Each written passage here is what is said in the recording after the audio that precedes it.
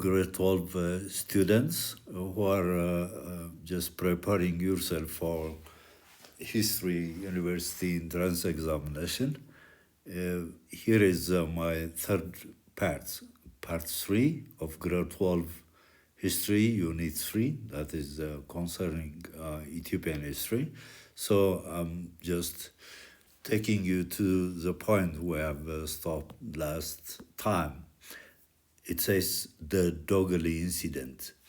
In 1885, Italy, with the help of the British, occupied Massawa and began to expand to the interior from the coast. Clearly, already observed that the British deliberately forced the Egyptians to withdraw from the port of Massawa and invited the Italians for them, the British, to use the Italians as watchdog, meaning to just supervise, check the movement of the French who had been stationed at Obok, what's called today Djibouti. So Italians took control of Massawa in 1885. And what amazing was they began to expand to the interior, that we call it encroachment from the coast, like this one. See, assume this is a sketch map. Okay, here is Red Sea. Here is Massawa. They control Massawa in 1885. Then at a distance of like 40, 30, 50 kilometers inside of what's called today Eritrea, that time Ramallash, which had been under Ras Alula, was appointed by Emperor Ioannis as governor of the Ramallash. Okay, this was the problem, okay? Time to time, day by day, they encroached or penetrated into the coastal parts of the Red Sea. The Italian attempt to control the Melash, what's called today Eritrea, was unacceptable both to Emperor Ioannis IV and Ras Alula. Both the emperor and his commander-in-chief, Ras Alula Ngida, or otherwise called Alula Banaga, who was the governor of the Melash, these two were not in a position to accept the Italian attempt to control the Melash. On 26 January 1887, Ras Alula intercepted and destroyed an Italian army at about 500 soldiers at Dogali on their way to reinforce Saati. This was the number of Italians who lost their lives. Dogali was the first serious blow to the Italian colonial advance in Ethiopia and marked Italy's first defeat by Ethiopian force. I think so. Ioannis was so busy, he had confronted the Egyptians, then turned to the Italians, who were eager to control what's called today Eritrea. So thanks to Ras Alula, he gave his his first serious blow to the Italians. What it says is that the Italians condemned Alula's attack as an unjust and demanded an official apology from Emperor Ioannis IV.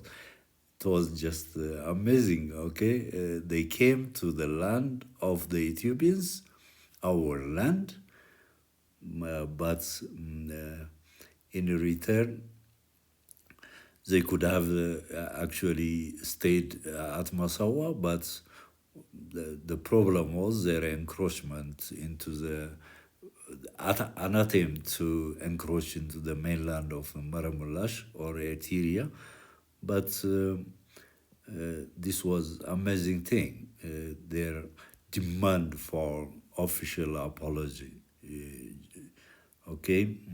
from Emperor Ioannis IV, what they wanted. Alula's attack was a very serious blow for the Italians. They also demanded the occupation of Karen, in addition to their demand for Johannes' official apology. They also demanded occupation of Karen. They wanted to control Karen, Asaurta, Habab, and the reoccupation of Saati and Wea, even Ailet, Zula, after their defeat at Dogali. It was in words they presented to Emperor Johannes for controlling these territories within Maremelash. The Dogali incident created anxiety, provoked Italian revenge, and at the same time offended the British government. Britain intervened as a peace broker in Italy's interest. As a result, a British envoy called Gerald Portal met Emperor Johannes IV in November 1887 and proposed an Ethiopian apology. This was the official apology from the Italians through the British envoy Portal. Johannes rejected the proposal, chose war rather. He wanted to confront the Italians rather than accepting the apology and began preparations. He mobilized 80,000 soldiers in March 1888 and marched to Saati. Saati meaning area of Dogali. The Italians refused open battle, staying in their forts, fortress. They hide themselves. Johannes withdrew partly due to Mahadist incursions in Gondar and plots by Menelik and Taklaimanot that I've told you earlier. Johannes was under just in a triangular tension. The Mahadists one way, he was here, Johannes was here, his seat was here. So the Mahadists one problem. The Mahadists one problem. They were destroying churches and enslaving the people of Gondar and Matama, even Islamizing the Christian society in those two cities, two towns, Gondar and Matama. It was just devastating situation in those two cities. The problem of the Italians at Massawa, then the plots from Nugus Taklaimanot and Menelik of Shah, Taklaimanot of Gojam and Menelik of Shah. So this could be taken as triangular. The Mahadists, the Italians, and more importantly, Menelik. Johannes was under a triangular tension. Sorry. So they made what it says here as, Menelik and the Taklaimanot plotted secret talk to topple down. It does mean that Menelik and Taklaimanot stood against Johannes in a secret talk. Returning from Saati, Johannes waged a punitive campaign against Gojam before turning to confront the Mahadists. The first action for Nugus Taklaimanot of Gojam had been allied with Menelik of Taklaimanot in the plot. So Johannes, as a revenge, waged a punitive, destructive, that means a revenge, retaliation campaign against Gojam, and he devastated the region before turning to confront the Mahadists. The Battle of Matama.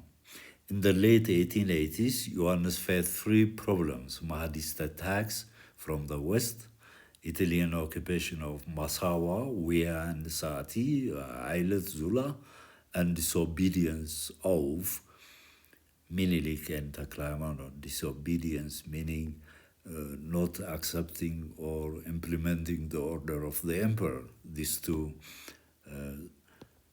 stood together against Johannes Zatmes. He postponed war with Italy.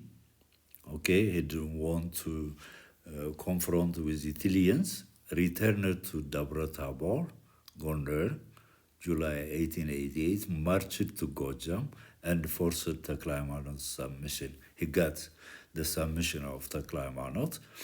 Johannes then moved to Shah to punish Menelik, but realized Menelik was armed by Italy to attack him. Johannes earlier knew that Menelik had secret contacts with Italians, so there was a kind of frustration on the side of Johannes to directly confront Menelik, for the reason that Menelik might have weapons, modern weapons that he might have received from Italians. That was the thought in the mind of Johannes. He reconciled with Menelik, negotiated with Menelik and prioritized striking the Mahdists. Johannes didn't like just to confront Menelik, rather, reconciliation was his best. Yeah, he took a good stand and he directed to fight with the Mahdists.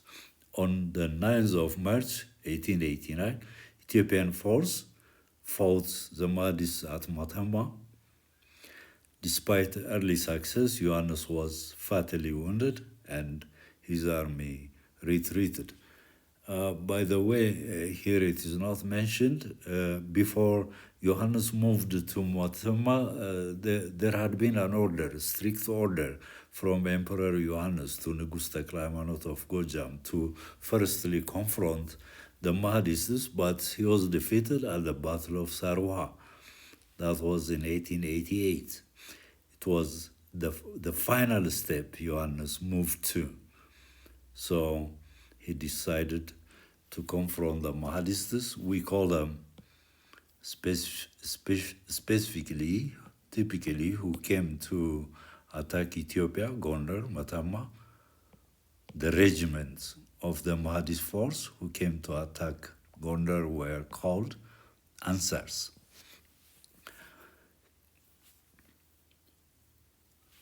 Johannes died the next day and his corpse was beheaded by the Ansars, satisfying Mahdist revenge. Consequence, power shifted from Tigray House to, before this, why that much the Ansars stood against Johannes? You have to know, as grade 12 students, you have to know this case. The Ansars or the Mahdists had no any assignments, any problem with the country Ethiopia.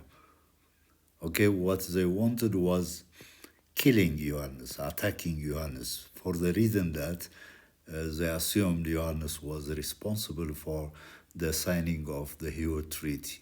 Hewitt Treaty by Sir William Hewitt, a British envoy who came to Adwa on behalf of the government of Egypt, which was a bitter enemy to the Mahdists. That's the point.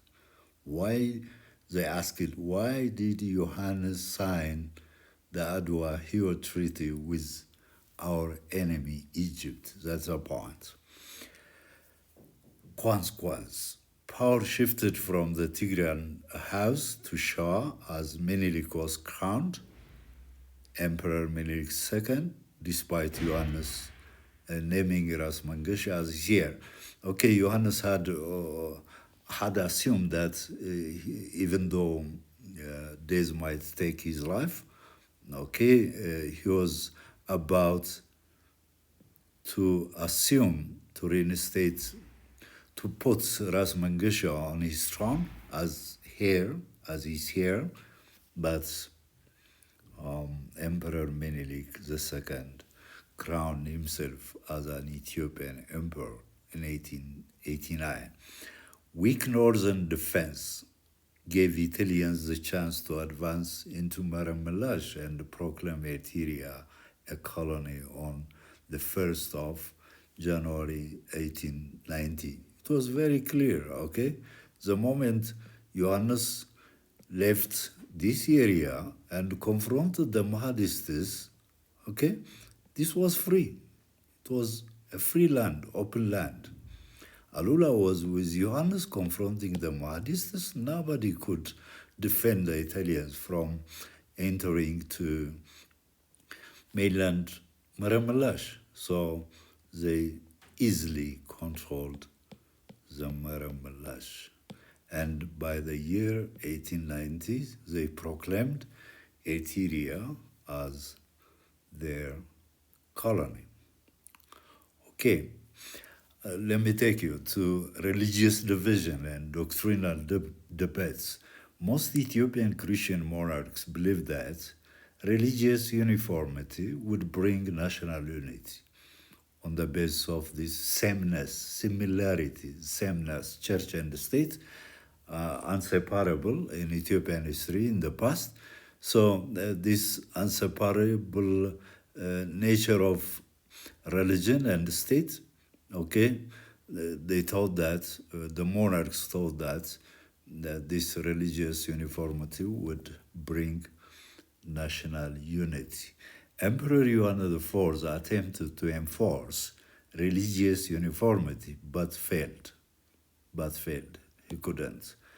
And finally, at the Council of Boromeda, that was in Wollo, he gave Muslims two options for Wollo Muslim. That means either to welcome, to accept Orthodoxy, to convert to Orthodox Christianity, or to lose if they don't accept conversion.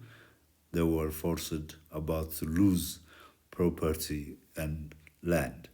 Some Wollo Muslims accepted baptism, meaning that a process to become Christian, baptism, while others resisted under leaders like Shetola. Shetola himself was killed, okay, because of, Menelik and Johannes combined their force and crushed, suppressed this rebellion led by Shetola. Others, rival Wollo Muslim chiefs, Imam Muhammad, let me finish this one. The rival Wollo Muslim chiefs, Imam Muhammad Ali and Imam Ahmad Liban, were forced to choose between baptism or loss of position. Imam Muhammad Ali was baptized as Mikael, the would-be father of Lijayasu, and allowed to rule Western Wollo with the title of Ras. Imam Ahmad Liban became the Jazmach, Haile Mariam, and ruler of the rest of Wollo from the sea.